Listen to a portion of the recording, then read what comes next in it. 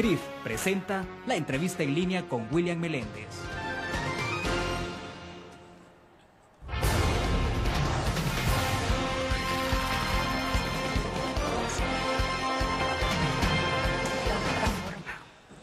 Bienvenidos a la entrevista en línea, es martes 23 de abril de 2012. Un saludo a quienes nos acompañan en nuestro país y el mundo a través de la prensagrafica.com, también a nuestros televidentes que están con nosotros en Canal 25 a las 9 de la noche. Y un saludo a quienes nos escuchan a través del grupo Utris Radio, GD Radio.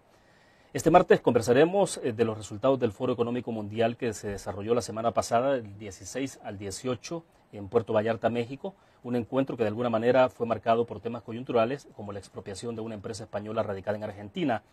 El encuentro es esencial para América Latina, en tanto estos países intentan atraer una mejor mirada de parte de estos organismos internacionales para afrontar la crítica situación de sus economías.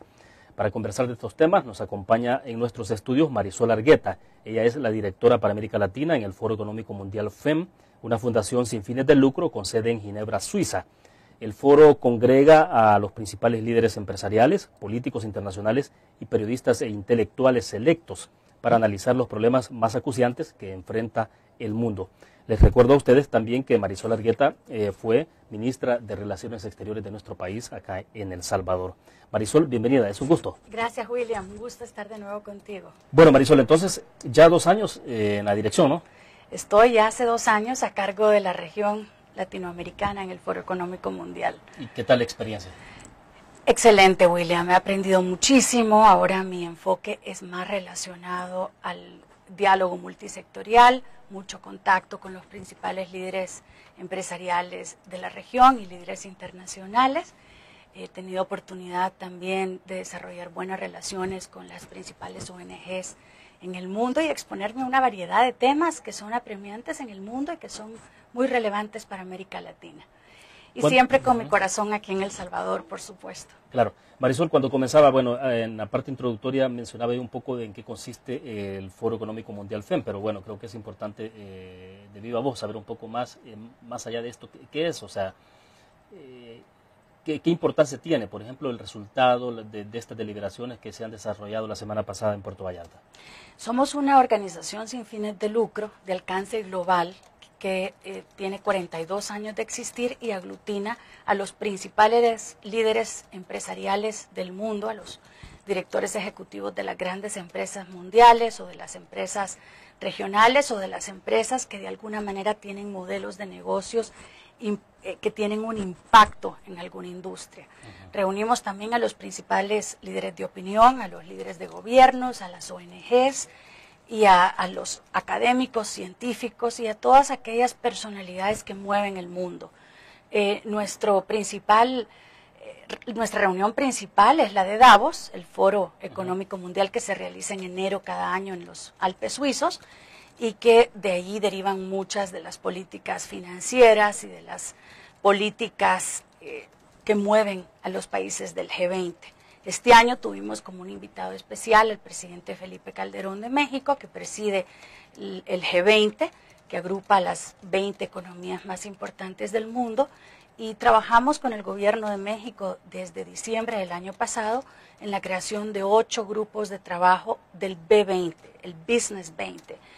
Decidimos que en cada mesa de trabajo íbamos a involucrar un 80% empresarios, de talla mundial y de talla regional, y un 20% ONGs y sectores no gubernamentales para poder abordar 8 temas que son de principal importancia para el G20.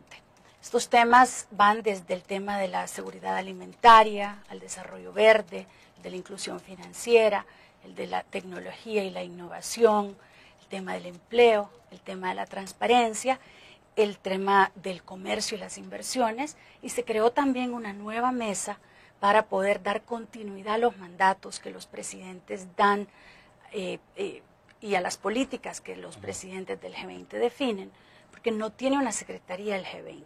Entonces buscamos que esta mesa pueda servir de apoyo para trasladar de una presidencia a otra las principales recomendaciones que se dirigen a los gobiernos. Ahora, la idea... También, William, es importante que los empresarios hacen también un compromiso. Así como mandan sus recomendaciones a los presidentes, asumen compromisos de las políticas que también deben ser adoptadas por el sector privado y por la sociedad civil. Ahora, las conclusiones, recomendaciones que se derivan del encuentro, ¿de qué manera terminan permeando? Porque la idea, me imagino, es que esto termine llegando a los sectores privados, desde luego, pero también a los gobiernos. Sí, por ejemplo, creo que hay dos casos que tuvieron un impacto especial en la reunión de Puerto Vallarta. El primer tema es el tema de la colaboración para la búsqueda de soluciones al problema del narcotráfico y de la violencia derivada del narcotráfico. Tuvimos un panel donde estuvo presente el subsecretario de Estado de los Estados Unidos para el tema de drogas, el embajador William Brownfield, estuvo Ethan Nadelman, que es el principal representante de la sociedad civil en Estados Unidos en favor de la búsqueda de soluciones alternativas a la guerra contra las drogas. Tuvimos al secretario de Interior de México, Alejandro Poiré. Tuvimos a un miembro de la sociedad civil guatemalteca exponiendo una temática desde diversos puntos de vista. Teníamos el preámbulo de la Cumbre de las Américas, en donde este tema se trató de manera cerrada por los jefes de Estado y de Gobierno del hemisferio. Sin embargo, en la reunión de Puerto Vallarta hubo una discusión franca, abierta, multisectorial, para poder buscar puntos de encuentro. Cuando se anuncia la posibilidad o el interés del presidente de Guatemala en buscar la despenalización de las drogas, el tema se polariza y realmente pienso que es importante ver todos los matices que hay entre la sanción y la despenalización y sobre todo poder trabajar de una manera colaborativa entre todos los países afectados para poder prevenir, para poder sancionar, por supuesto, para poder rehabilitar también a las personas que se ven afectadas con adicciones derivadas del tráfico de drogas. Bueno, debo hacer nuestra primera pausa comercial. Regresamos. Quiero dar un poco de seguimiento a estos temas, que son los que están impactando a América Latina, bueno, Centroamérica con el tema de drogas, porque somos países de tránsito, pero también de alguna forma también de consumo. En el caso nuestro, el tema de las pandillas. Entonces, un poco, si se ha dado luz a estos países, entonces, ¿por dónde deberían de caminar? Porque, bueno, no es lo mismo estar en los zapatos, digamos, en los que estamos viviendo en estos países. Portugal, que legalizó, que estar aquí en medio. Exactamente. Entonces, vamos a hacer una pausa comercial y hablamos un poco más de estos temas. Regresamos. Claro, con mucho gusto. Ese tema de ahí.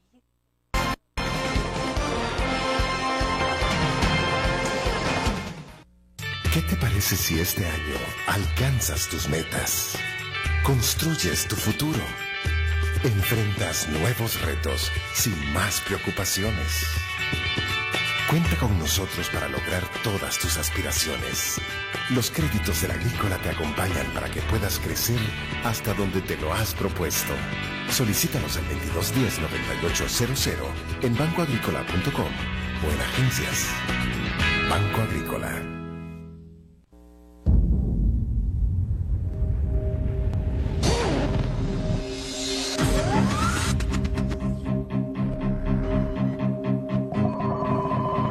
De una estrategia financiera desde los negocios y la actividad económica hacia toda Centroamérica.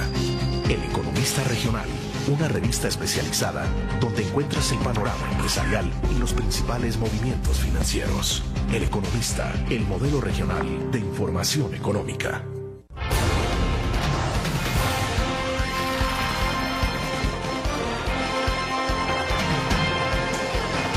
Bueno, estamos conversando este día con Marisol Argueta, directora para América Latina en el Foro Económico Mundial FEM. Marisol, es que tenía por acá un poco también, revisando un poco en internet, ¿no?, de los antecedentes, y encontré una frase ahí durante la toma de posesión suya que habló de la promoción del crecimiento económico, de sortear importantes desafíos sociales y crear, por ejemplo, nuevos vínculos dentro y fuera de la región que permitan, decía en ese momento, a la comunidad mundial beneficiarse de todo lo que América Latina tiene para ofrecer.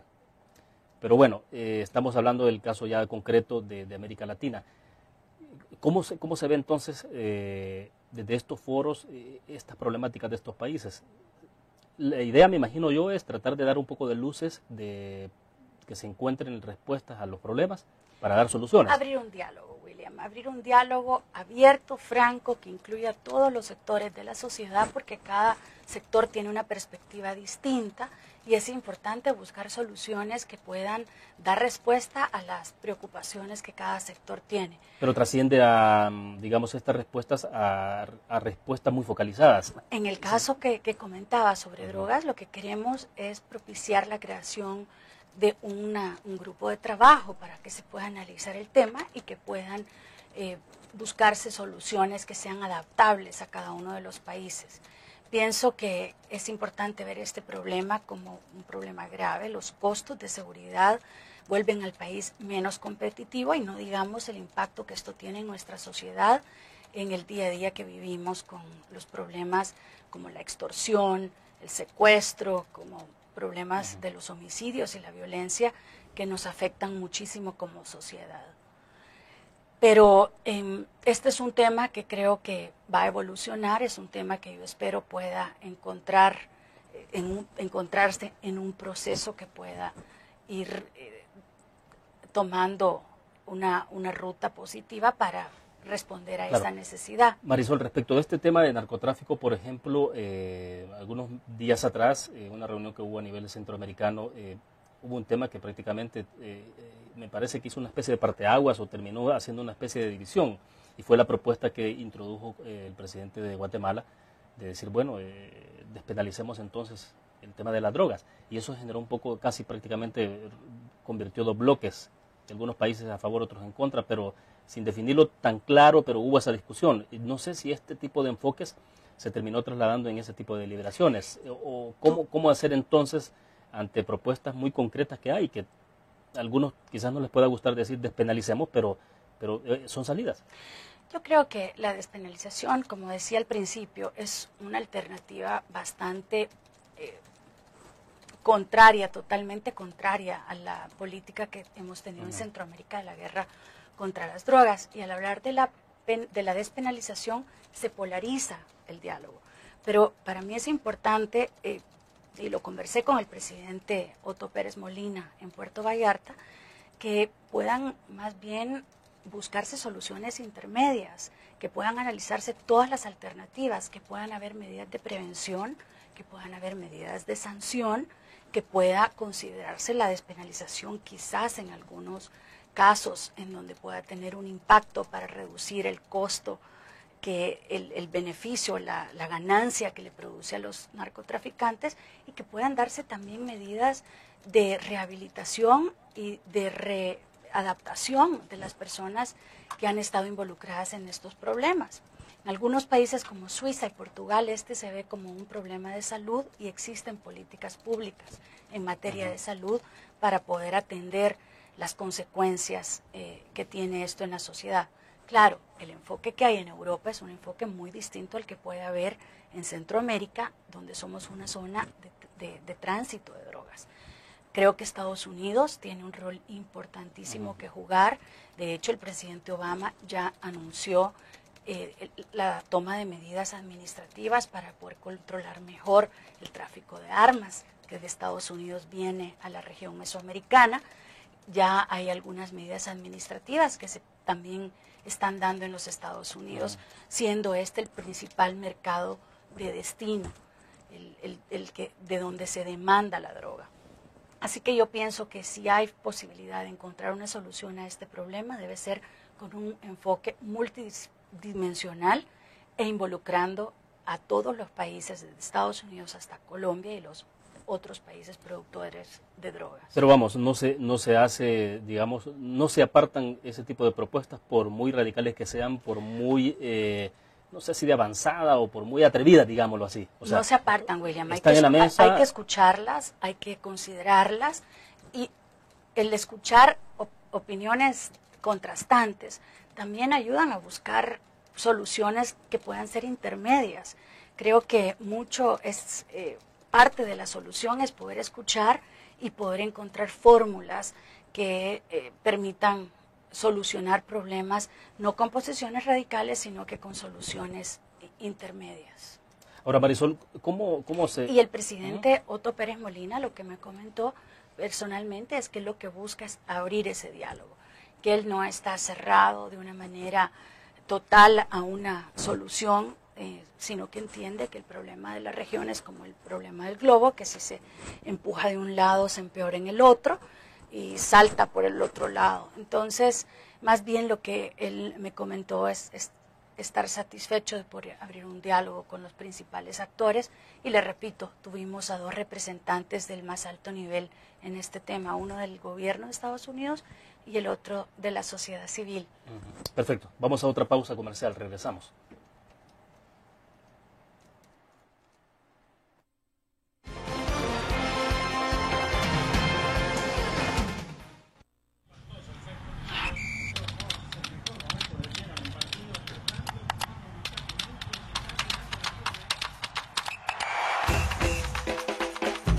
La emoción del deporte está en www.elgráfico.com. Ingresa al nuevo escenario deportivo y descubrí toda la pasión del deporte. Fotos, videos, fichas y resultados de las mejores ligas del mundo. Elgráfico.com. Conectados por deporte. Blur. La revista más innovadora y moderna de todos los tiempos. Única en su estilo, creativa. Un espacio exclusivo y reservado de entretenimiento y diversión, llevada al máximo. Blur. Time Out, Movie, lo mejor de la cartelera. Art. Shopping, la guía de la moda. Go, viajes cortos fuera de la ciudad. Blur.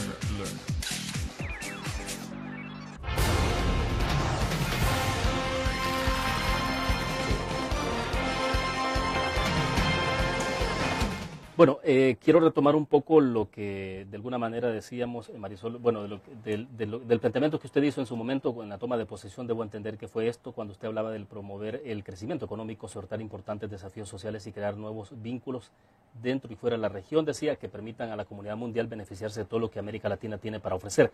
Pero me quiero quedar con una parte de los desafíos sociales, porque justo lo que estamos hablando, el tema de el narcotráfico, el impacto que tiene sobre estos países, sobre la vida de las personas, con todo el tema del crimen que viene involucrado. Pero, y le preguntaba fuera del corte comercial, o sea, ¿cómo se ve la región, por ejemplo, Centroamérica, con estos problemas serios que tiene de narcotráfico, de que somos un paso obligado en las drogas que van desde Sudamérica hacia Estados Unidos? ¿Cómo impacta eso en el tema de posibilidades de crecimiento económico en una situación de crisis? Bueno, la situación es bastante grave. Por supuesto, el costo de la seguridad privada es alto y eso hace una inversión menos competitiva en un país en donde tiene que desembolsarse más para garantizar la seguridad de la inversión. Creo que Centroamérica tiene una gran posibilidad de integrarse aún más en términos económicos, y pienso que como región puede crear cadenas productivas, cadenas de valor para poder exportar a otros mercados. Me parece que es importante, por ejemplo, en nuestro país, que se pueda considerar legislación para permitir los asocios público-privados, donde si el Estado no tiene los recursos para poder hacer una inversión de gran magnitud en temas como infraestructura o energía, que son necesarios para la sostenibilidad del país, pues permitir que haya un asocio con una entidad privada, manteniendo un régimen privado de monitoreo y de administración, pero manteniendo el Estado también su rol monitor y siendo parte de la inversión. Creo que esta puede ser una solución importante a la escasez de recursos que existe. Pienso que es importante también que América Central pueda hacer un trabajo de mayor promoción internacional conjunta. Creo que el tema de la juventud puede abordarse también conjuntamente, como se hace en temas de salud. De hecho, tuvimos una reunión donde representó a Centroamérica el ministro de Salud de Honduras como presidente pro tempore del Consejo de Ministros de Salud. Firmamos un acuerdo con el BID, con la Fundación SLIM, con la Fundación Bill y Melinda Gates, para poder apoyar las necesidades en salud de Centroamérica y del estado de Chiapas. Y el régimen, la estructura es sumamente interesante, el gobierno hace un aporte, la otra mitad del aporte lo hacen estas fundaciones, hay un sistema de monitoreo de metas que cumplir y cuando los países cumplen las metas que se han fijado, las fundaciones reembolsan ese 50% que los gobiernos han puesto. Me parece que este tipo de esquemas pueden ser muy positivos en otros temas sociales como la educación, en donde se pueda permitir que haya también aportes privados. En el caso de los asocios público-privados, ¿cuál es el mejor modelo o ejemplo que tienen, digamos, para los países? Colombia ha tenido una tradición ya de varios años de ejercer con este régimen inversiones públicas muy importantes. Existe una empresa que se llama Empresas Públicas de Medellín, que sirve como un modelo para la región. Han tenido una muy destacada actividad empresarial con finalidad pública. México acaba de adoptar nueva legislación solamente hace un mes para poder permitir los asocios público-privados y entiendo que parte de esto busca poder hacer más eficiente la administración de los recursos energéticos en México. Uno piensa, Marisol, en situaciones concretas, el caso en nuestro país, por ejemplo, y se lo decía en alguno de los cortes, lo que tenemos en el caso del puerto de La Unión, es una infraestructura que está prácticamente tirada, pues, o sea, hay que pagar un préstamo, pero la infraestructura está ahí, o sea, y se han hecho tantos anuncios sobre el tema, pero no camina. A veces, ¿qué es lo que puede obstruir la posibilidad o poner obstáculos a la posibilidad de que se puedan implementar los asocios públicos privados? El tema se politizó en el momento preelectoral durante la campaña presidencial pasada. Lamentablemente el contexto político no fue positivo, pero yo creo que es importante que nuestra Asamblea Legislativa pueda conocer cuáles son las ventajas, las desventajas y las experiencias que se han dado a través de asocios público-privados para que puedan considerar la posibilidad de legislar y permitir este tipo de asocios que coadyuven a que el Estado administre de manera eficiente recursos como un puerto como el de La Unión. Yo tuve el gran privilegio de participar con la ex canciller María Eugenia Brizuela de Ávila en la primera reunión que tuvimos en Tokio para solicitar el préstamo al banco japonés. Y estamos pagando, aunque son tasas muy beneficiosas, siempre estamos pagando nuestro préstamo y es una lástima tener ese recurso desperdiciado. Por el otro lado, vemos a Panamá con unos indicadores de crecimiento impresionantes, con un plan maestro de infraestructura que es realmente envidiable. Tuve oportunidad de reunirme con el ministro de Obras Públicas de Panamá hace algunos meses y recorrimos algunas de las instalaciones. La apertura de la cuarta esclusa del canal va a modificar los patrones de comercio entre los dos océanos, la posibilidad de comerciar más con Asia. Nosotros que tenemos ese puerto en el Pacífico, podría ser utilizado de una manera muy eficiente. Bueno, el caso de Panamá es una economía sustentada fundamentalmente en los servicios, ¿no? Al revisar, por ejemplo, indicadores sobre el comportamiento del sector agrícola y otro tipo de sectores, entiendo que llega a más o menos 18%, o sea, respecto al Producto Interno Bruto. Están comenzando con la minería, pero realmente la economía panameña se ha basado sobre todo en servicios, logística, servicios financieros, claro. Han invertido ahora mucho en infraestructura de turismo.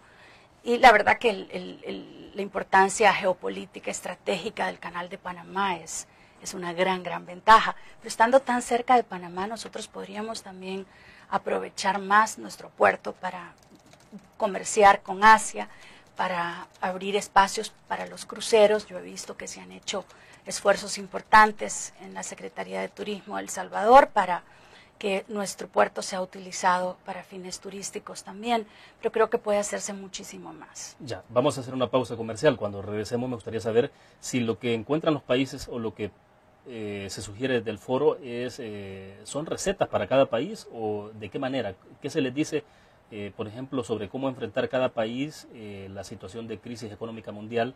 Cuando uno ve los indicadores, parece que la economía global, cuando uno ve los indicadores globales, no tendremos el crecimiento que se tuvo en 2011. Parece que habrá disminución, incluso uno de los que muestra, a pesar de que tiene crecimiento, muestra menos agresividad en el crecimiento es China continental. Pero bueno, hablemos de eso después de la pausa comercial. Volvemos.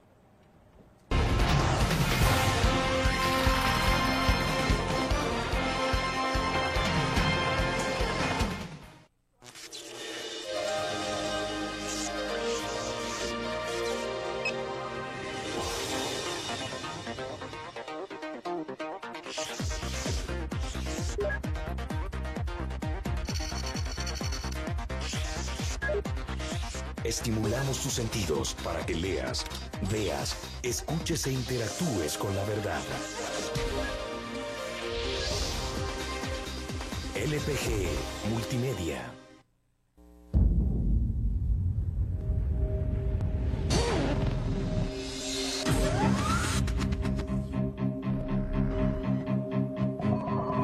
El inicio de una estrategia financiera desde los negocios y la actividad económica hacia toda Centroamérica. El Economista Regional, una revista especializada donde encuentras el panorama empresarial y los principales movimientos financieros. El Economista, el modelo regional de información económica.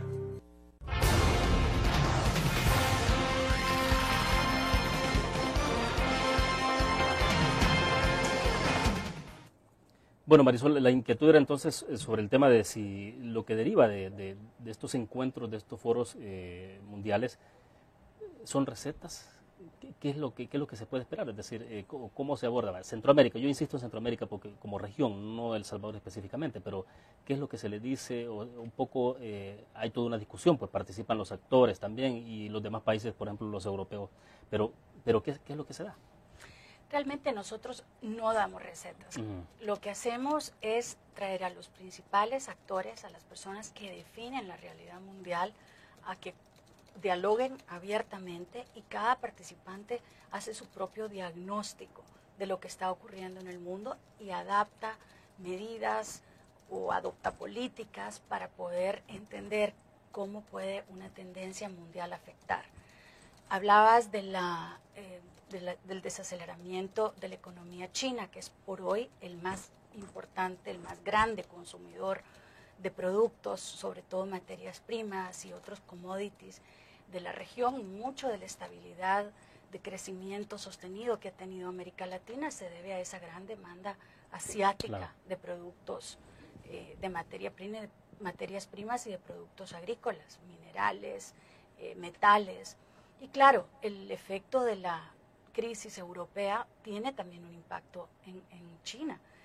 Europa es un mercado importante, un mercado integrado de alta capacidad de compra, y al verse afectada la capacidad de compra de Europa, afecta a China y las compras chinas se ven a menos de los productos que importa de América Latina. Así que hay un efecto, no nos podemos concebir aisladamente de las grandes tendencias mundiales y regionales, pero sí creo yo que América Latina está en un momento positivo. Tenemos nuestros grandes retos, William, sabemos que el tema de la violencia y el narcotráfico es un problema grave, sabemos que la calidad de la educación y el acceso a la calidad de la educación continúan siendo un gran desafío para América Latina. Tenemos que formar a nuestros jóvenes y alinear al sector privado que emplea a los jóvenes con las universidades y con los gobiernos para ir preparando a estos jóvenes a que tengan acceso a empleo.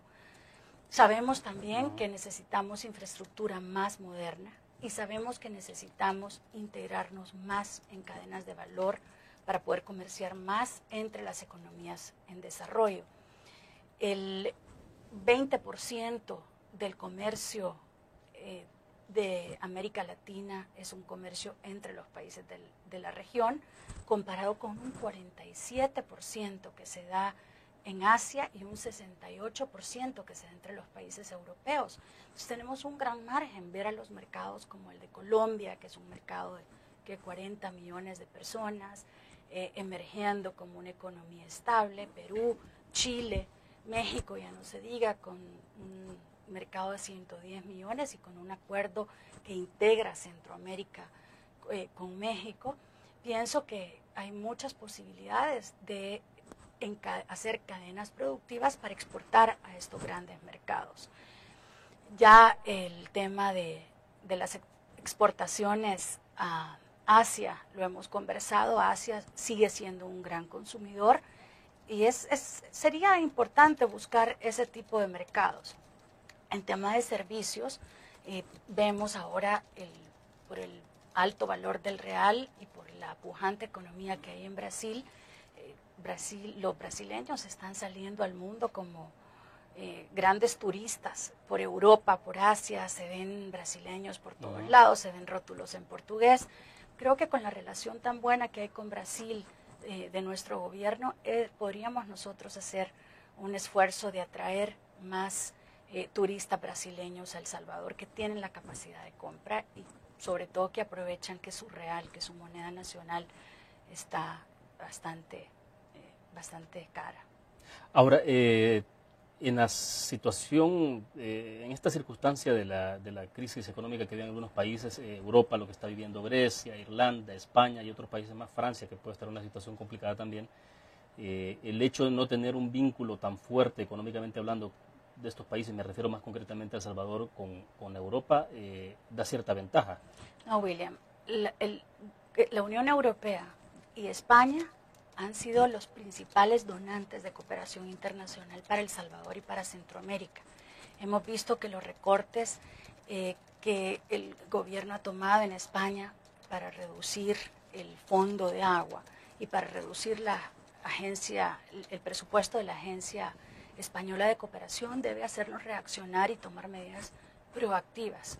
Me refería un poco a la parte en la medida en que hay, comercialmente hablando, se tiene... Claro, quizás deberíamos de tener más abiertos los puntos de referencia de comercio, no solo con Estados Unidos, sino que con Europa, pero decía que la interrogante era un poco de que en términos de que no haya hoy por hoy un comercio fuerte con Europa, por el tema de divisas y todo eso, la crisis europea no está pegando tan fuerte en estos países. En ese sentido, tienes razón, en materia de comercio, el comercio es limitado, no es nuestro principal destino de exportaciones, aunque existe el tratado del Tratado Unificado con Europa para propiciar comercio e inversiones que se firmó hace un par de años y que negociamos. El acuerdo de asociación con Europa que negociamos por los últimos 7 años y finalmente se llegó a firmar. Pero hay que ver otras consecuencias no directas, como el tema de la cooperación que comentábamos. Tenemos que comenzar a prever el posible impacto que puede tener. España ahora está concentrada en solventar su situación de crisis y poder hacerlo sin la necesidad de recurrir al financiamiento, al bailout del resto de Europa, como ocurrió con Grecia. Y es entendible que las primeras manifestaciones de ese control de gastos se dirigen hacia el exterior para tratar de evitar que tengan un impacto con sus nacionales, que es la primera obligación que tiene un Estado. Pero hay que ver también cómo, mencionábamos anteriormente, la situación de crisis de Europa impacta a China, impacta a Estados Unidos y cómo eso tiene vinculaciones indirectas. Claro, en un mundo globalizado. En un mundo globalizado, no podemos vernos aisladamente, estamos interrelacionados. Ahora, hay otro tema. En algún momento, Marisol, se ha criticado el hecho de que la mirada de las grandes potencias económicas en términos generales a nivel mundial están dirigidas fundamentalmente, por ejemplo, ahora a salvar las economías europeas. Y estamos hablando de los países que están en crisis, incluyendo España, desde luego. Pero se está viendo poco hacia América Latina, digamos, Centroamérica, países con economías bastante frágiles. ¿Qué pasa en ese sentido? O sea, ¿hay fundamento en ese un poco de crítica, de suspicacia que hay hacia cómo hay mucho enfoque hacia Europa y cómo se salva Europa, pero qué está pasando con América Latina? Bueno, en las reuniones de primavera del Banco Mundial y del Fondo Monetario que se realizaron la semana pasada en Washington, vimos cómo la eurozona es el centro de la preocupación del mundo por el impacto que este tiene en otras zonas. Eso no quiere decir que no hay atención a los países de América Latina y a nuestras economías. Más bien, creo que lo que debemos buscar es cómo estimular el crecimiento sostenido de nuestras economías, tratando los retos, los desafíos que tenemos pendientes, tratando de reducir el gasto público, tratando de reducir los niveles de endeudamiento que tiene El Salvador y creando políticas que incentiven la inversión local y la inversión internacional en sectores claves para el desarrollo del país. A mí siempre me ha impresionado la experiencia de Singapur, un país muy pequeño, quizás de los más pequeños del mundo, sin recursos, pero con una posición geográfica estratégica entre los grandes países que comercian en el mundo, Japón, China, Corea, y logró realizar en 3 décadas una transformación profunda de su estructura económica, de su estructura social y cultural, y ahora está siempre rankeado como uno de los 3 países más competitivos del mundo. Entonces, si un país como Singapur hace 4 décadas logró tomar decisiones como esta, y hay otro ejemplo que también es importante, Qatar, que tiene un plan de desarrollo, una visión consensuada con todos los sectores de a dónde se quiere llevar a este país, que es riquísimo, es uno de los países que tiene los ingresos per cápita más altos por sus niveles de su capacidad energética, creo que el principal exportador de gas natural y un gran productor de petróleo, pero con esa riqueza que es perecedera, ellos han entendido que para poder trascender como nación debe haber un plan de desarrollo y debe vincularse todos los sectores con este plan. Pienso que a El Salvador y a Centroamérica nos hace falta trascender esos ciclos electorales, poder ver más allá en el largo plazo a dónde queremos llevar a nuestro país, poder buscar rutas de entendimiento donde se incorpora el sector privado, las ONGs, las gremiales empresariales, los sindicatos laborales, y creo que cada uno tiene que ceder un poco, despolarizar a nuestro país, poder entender que hay una ruta de crecimiento económico y de inclusión social que tenemos que recorrer también con una responsabilidad medioambiental. ¿Será que la polarización y todos estos temas son los que más paralizan el país? Creo que sí, William. O sea, a veces uno dice, bueno, el tema de la violencia, pero antes de comenzar hablamos del caso de México, como a pesar de que tiene una situación de violencia bastante compleja, atrae más turismo, tiene mucho más desarrollo, pero entonces El Salvador, bueno, ahorita hay una situación muy particular, sui generis, que tiene que ver con el tema de las pandillas. Sí. Si hubo negociación o no entre el gobierno, pero dicen alianza entre ellas o negociaciones entre ellas. Lo concreto es que tenemos menos homicidios. Entonces, un poco cómo se perfila, digamos, este tipo de acuerdo. Vamos a una pausa comercial y seguimos hablando de estos temas. Regresamos.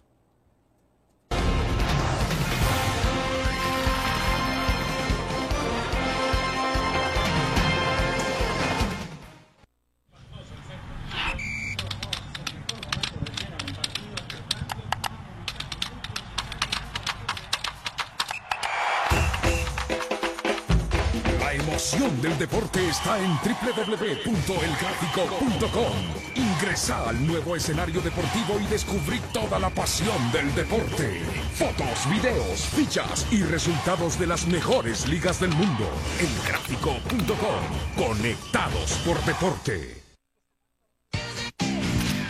Blur. La revista más innovadora y moderna de todos los tiempos. Única en su estilo, creativa.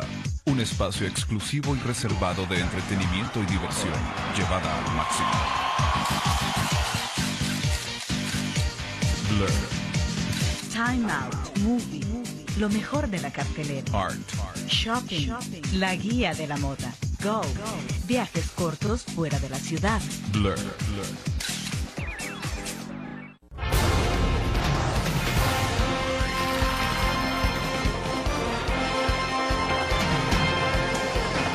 Bueno, me llama mucho la atención este tema de polarización, en el caso de la situación doméstica en El Salvador, porque uno pensaría que, no sé, tengo la impresión de que se pueden encontrar acuerdos mínimos de puntos de agenda de nación, en donde puedan haber ciertos acuerdos, más allá de todas esas polarizaciones, de diferencias políticas, hasta económicas, pero podrían haber, pero lo concreto es que no se tienen.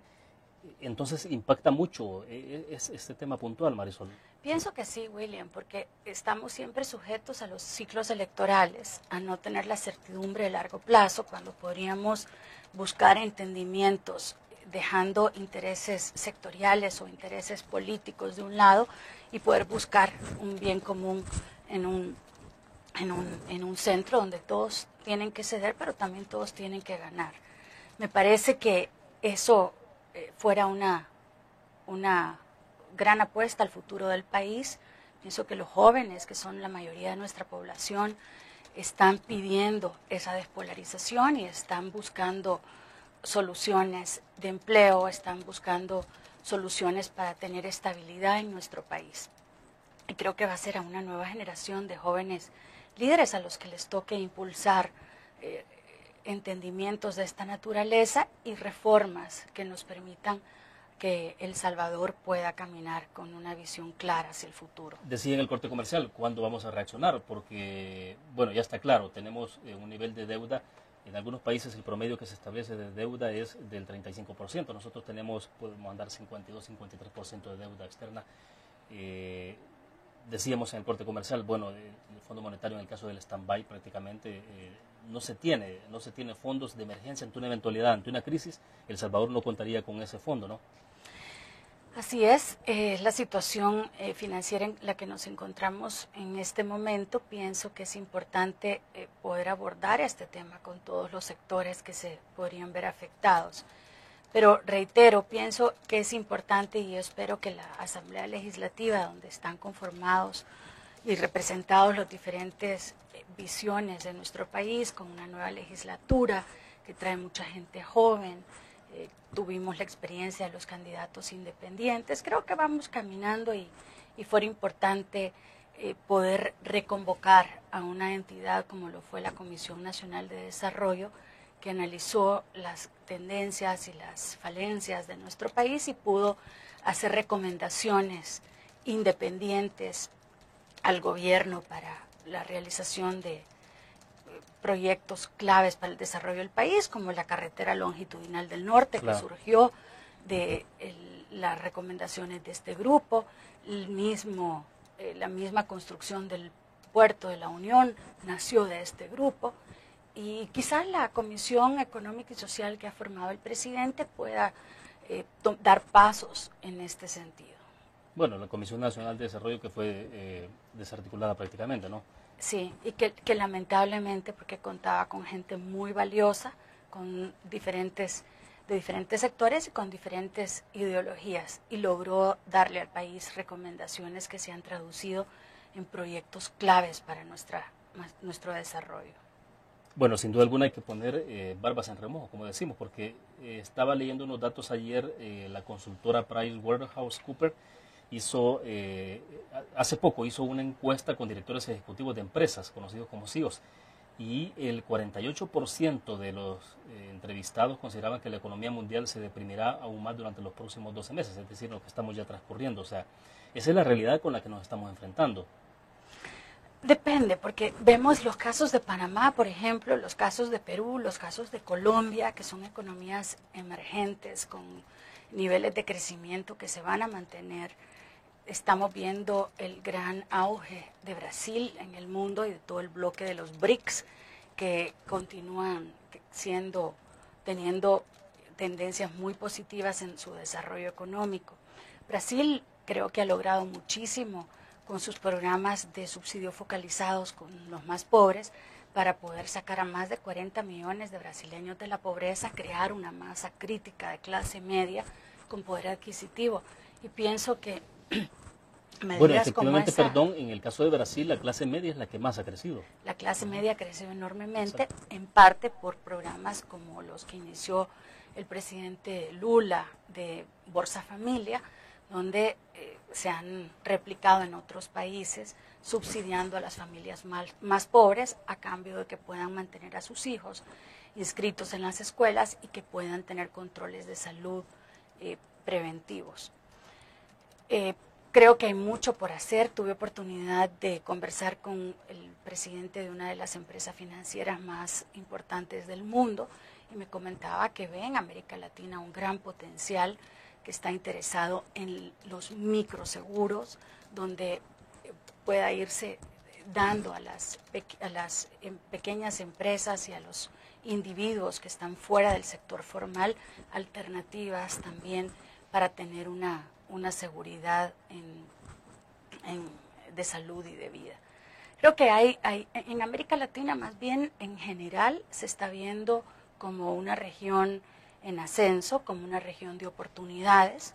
Hay mucha posibilidad de inversión en diferentes sectores, pero repito, creo que en el caso de El Salvador, la calidad de la educación debe ser uno de los principales objetivos que logremos los salvadoreños. Hay ahora medios tecnológicos para poder acceder.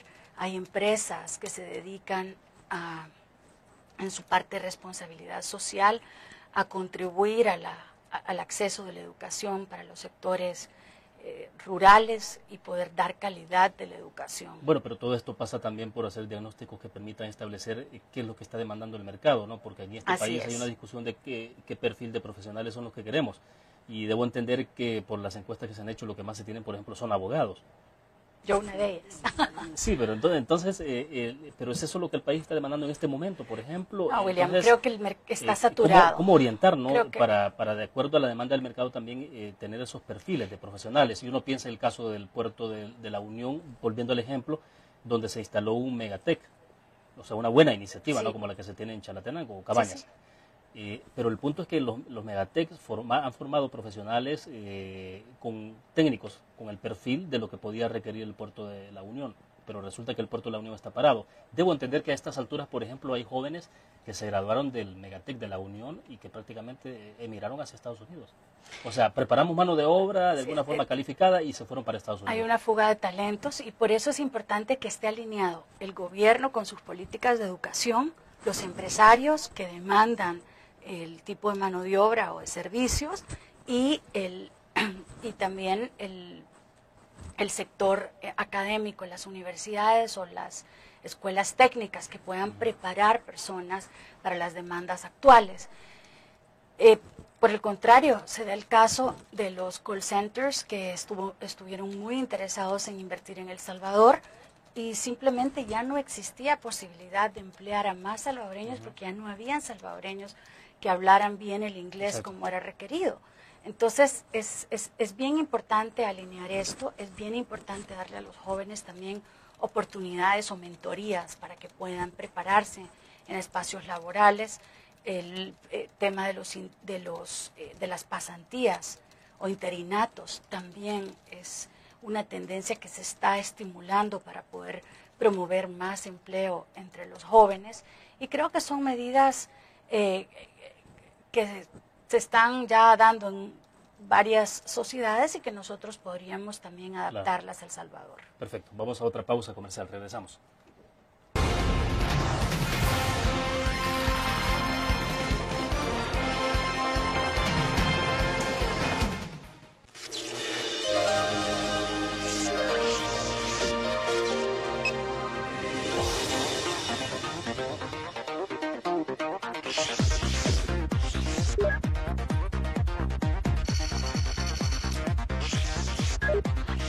Estimulamos tus sentidos para que leas, veas, escuches e interactúes con la verdad. LPG Multimedia. Tu periódico es dinero, porque ahora puedes pagar con la prensa gráfica. Busca y recorta en tu periódico el dinero, que podrás canjear en los establecimientos de nuestros aliados. Encontrarás uno cada día. Compra con la prensa gráfica y encuentra una buena noticia para tu bolsillo. Con la prensa gráfica lo compras. Con la prensa gráfica lo pagas. La Prensa Gráfica. Noticias de verdad.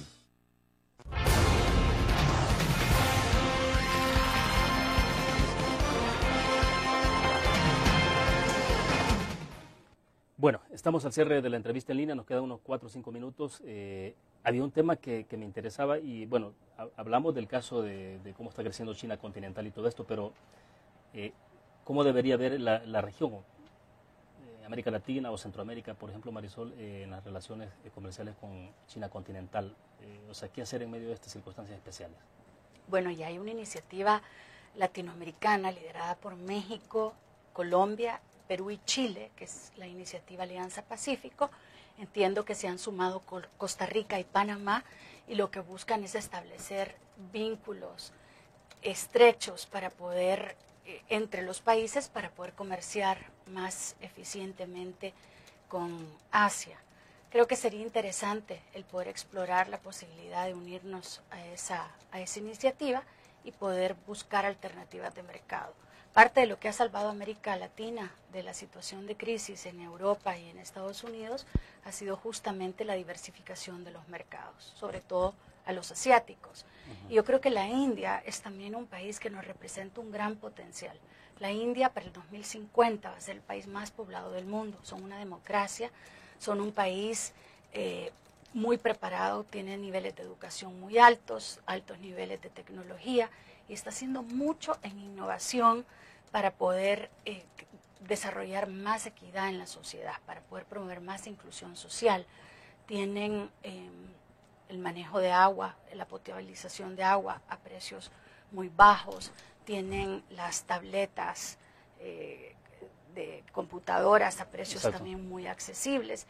Y yo creo que el poder traer este tipo de innovación de países como la India y poder abrir el mercado indio para productos salvadoreños, productos agroindustriales, por ejemplo, el mango que se consume tanto en la India, que aquí a veces se desperdicia. Exacto.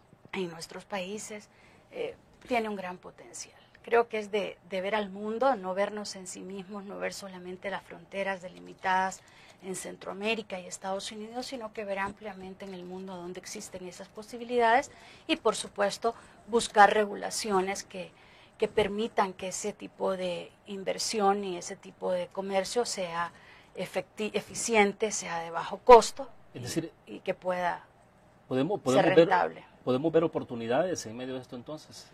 Absolutamente. Pero bueno, todo esto entonces nos remite siempre al tema, por eso debo entender que por eso la insistencia sobre el tema de educación, ¿no?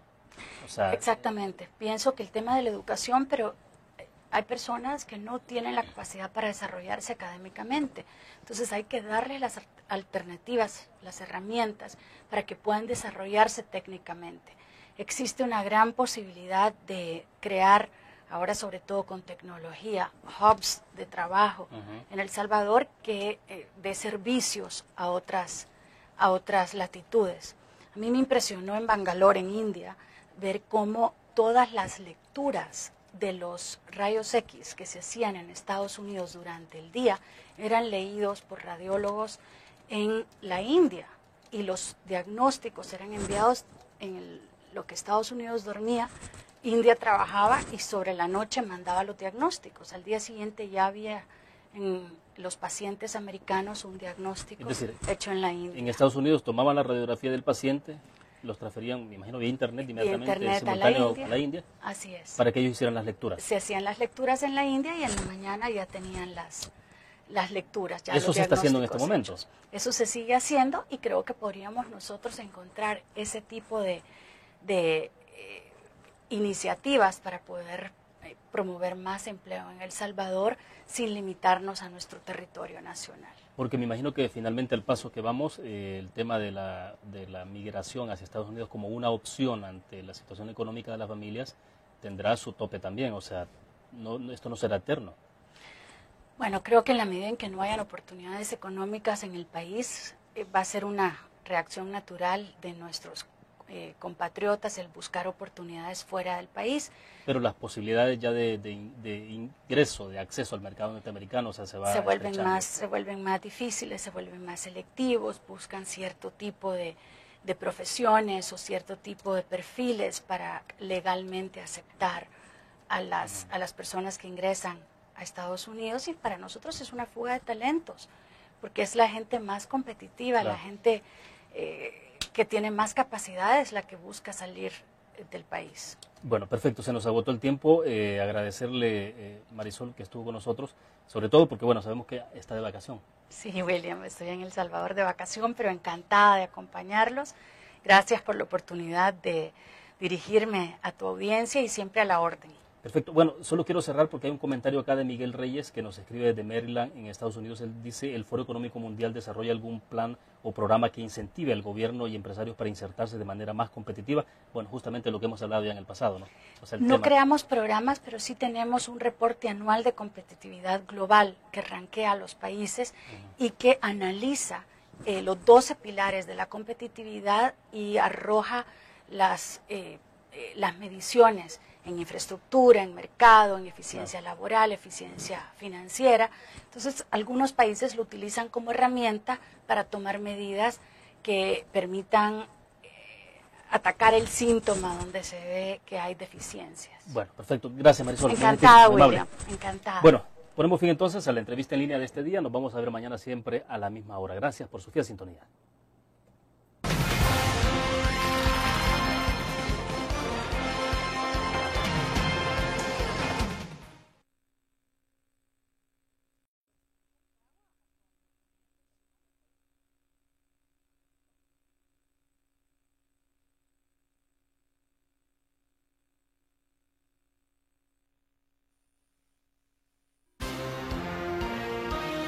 CRIF presenta la entrevista en línea con William Meléndez.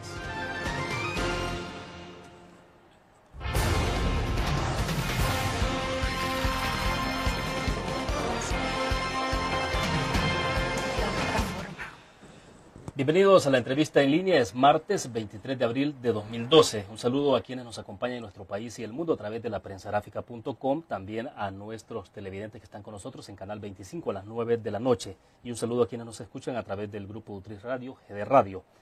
Este martes conversaremos de los resultados del Foro Económico Mundial que se desarrolló la semana pasada, del 16 al 18, en Puerto Vallarta, México. Un encuentro que de alguna manera fue marcado por temas coyunturales, como la expropiación de una empresa española radicada en Argentina. El encuentro es esencial para América Latina, en tanto estos países intentan atraer una mejor mirada de parte de estos organismos internacionales para afrontar la crítica situación de sus economías.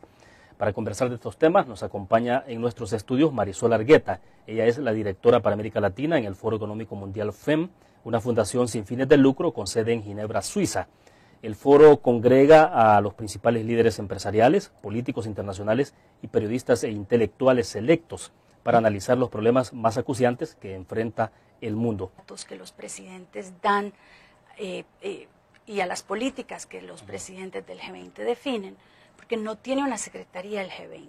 Entonces buscamos que esta mesa pueda servir de apoyo para trasladar de una presidencia a otra las principales recomendaciones que se dirigen a los gobiernos. Ahora, la idea... También, William, es importante que los empresarios hacen también un compromiso. Así como mandan sus recomendaciones a los presidentes, asumen compromisos de las políticas que también deben ser adoptadas por el sector privado y por la sociedad civil.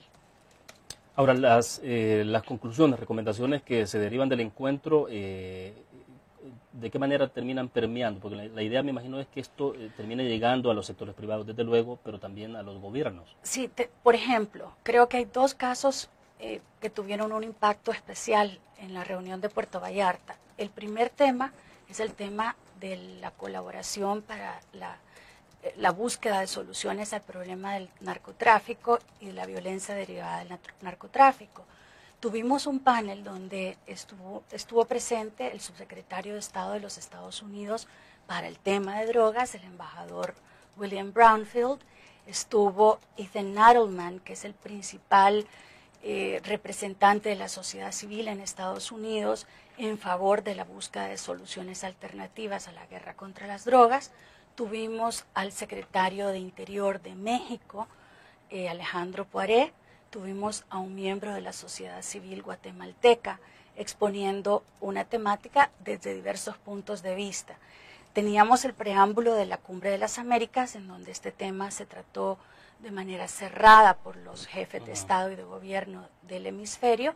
Sin embargo, en la reunión de Puerto Vallarta hubo una discusión franca, abierta, multisectorial, para poder buscar puntos de encuentro.